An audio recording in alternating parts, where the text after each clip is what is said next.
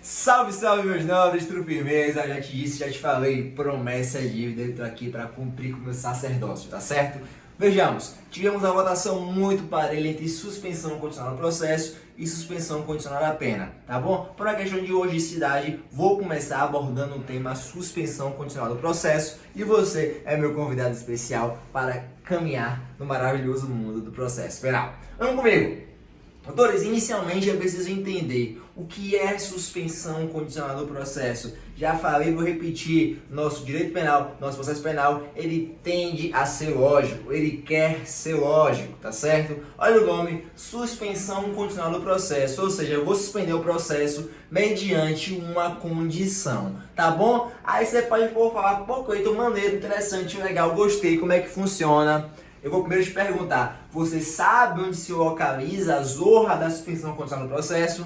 Isso é importante. Doutores, a suspensão condicional do processo se localiza na Lei 9.099/95, mais precisamente no seu artigo 89, tá certo? Seguindo um caminho lógico aí, é importante de logo esclarecer o que seria de fato suspensão condicional do processo. Nada mais é do que um instituto penal despenalizador, tá certo? Presente aí nessa legislação ora supracitada, para que aquele agente que esteja dentro das condições determinadas pela lei possa ter o seu processo suspenso mediante o cumprimento de condições estabelecidas por quem?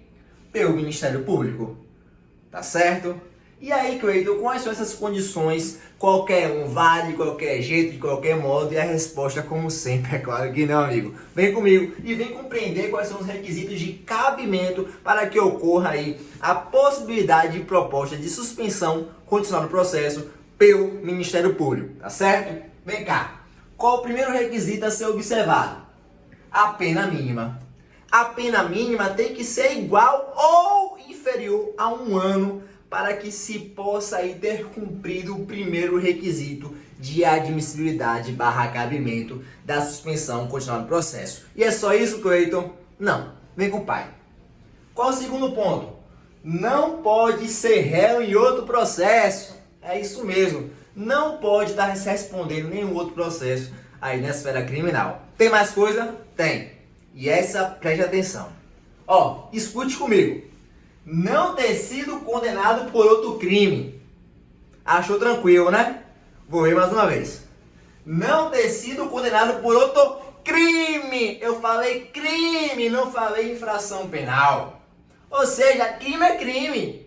Se o cara já sido condenado por uma contravenção penal, logicamente que ele será abarcado aí pelos critérios, porque crime é crime, contravenção é contravenção, e aqui não tem um gênero, mas sim a espécie, tá bom? Você pode estar achando um pouco aí do legal, bacana, tá na Lei 9.089, né, Justiça Especial Criminal, então só cabe lá, né?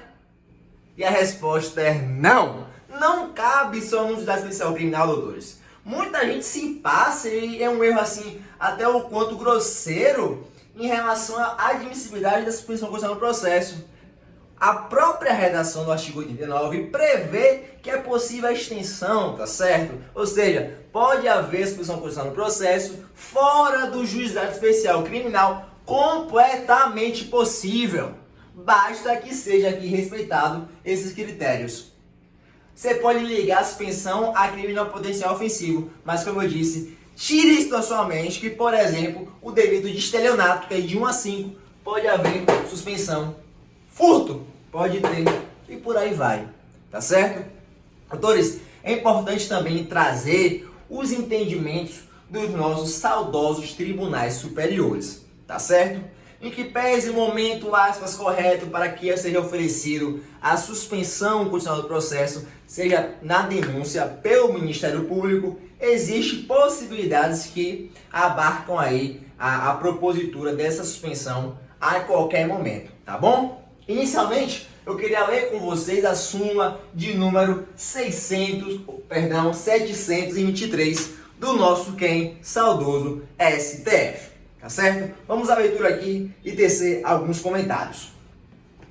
Não se admite a suspensão condicional do processo por crime continuado, se a soma da pena mínima da infração mais grave com um aumento mínimo de 1/6 for superior a 1 ano. Basicamente para dizer, se houver crime continuado, concurso de crime, e por esse concurso, por esse aumento, por essa qualificadora, por essa majorante, exceder o limite de 1 ano, não pode, tá certo? É uma interpretação um tanto quanto lógica do próprio requisito objetivo, que é a pena mínima não inferior a 1 ano, tá certo? Caminhando um pouco mais, tem aqui, e essa é gostosa, essa é bonita, essa é saborosa, que é a súmula 337 do STJ, tá certo? Lembra que eu te falei agora há pouco que via de regra no momento correto, aspas aí da propositura é a denúncia, lembra?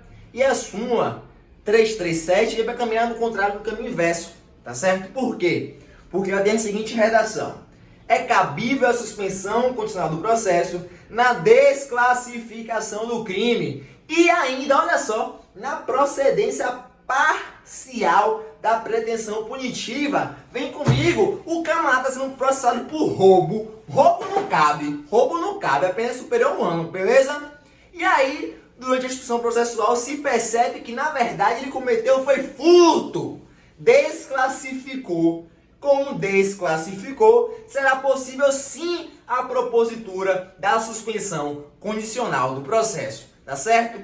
Outra possibilidade, vamos imaginar aqui na pretensão parcial da punição ali. Por exemplo, ele foi processado em concurso de crime por roubo e furto. Chegou a sentença, a bonita lá, falou assim, ó, em relação ao roubo, tá absolvido, só fica somente o furto. E aí, pode suspender condicionalmente, sim ou não? Pode, e é o que diz a nossa súmula 337 do nosso STJ, tá bom? Importante destacar também que o período de suspensão do processo é de 2 a 4 anos. Temos mais uma súmula para aplicar aqui. Ela, na verdade, traz um pressuposto já expresso, aí, uma regra bem conhecida de todos nós, que é a súmula 696 do STF. Tem a seguinte redação: reunidos os requisitos de pressupostos legais da suspensão condicional do processo, mas, se recusado o promotor de justiça a propor o juiz, dissentindo, remeterá a questão ao procurador-geral, aplicando-se por analogia à regra artigo 28 do CPP. É aquela regra que a gente já conhece, tá certo? Promotor, juiz brigou, não sabe o que quer, remete pro papai lá de cima, que é o procurador-geral, e ele vai decidir se propõe, se não propõe, se delega outro promotor para propor, e aí segue o desvio do nosso conhecido artigo 28 do CPP, claro, ressaltando desde logo que é o artigo 28 antigo, visto que o atual, né, o trazido aí pelo pacote de crime, encontra-se suspenso, tá certo? Muita gente pergunta também por que a prescrição contra a suspensão condicional do processo, que é de 2 e 4 anos, acontece o quê? Ela também fica suspensa por motivos lógicos, né? A ideia aqui não é trazer um estado de instabilidade, mas sim de segurança.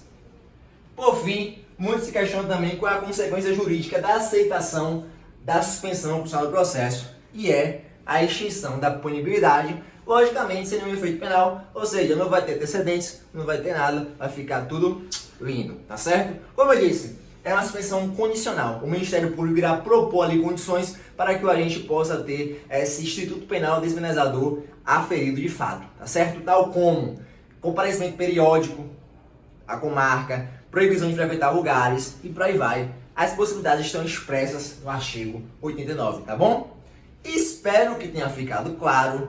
Nunca, jamais se esqueçam que isso aqui é direito penal. E se você vier comigo, vier com sangue nos olhos, papai!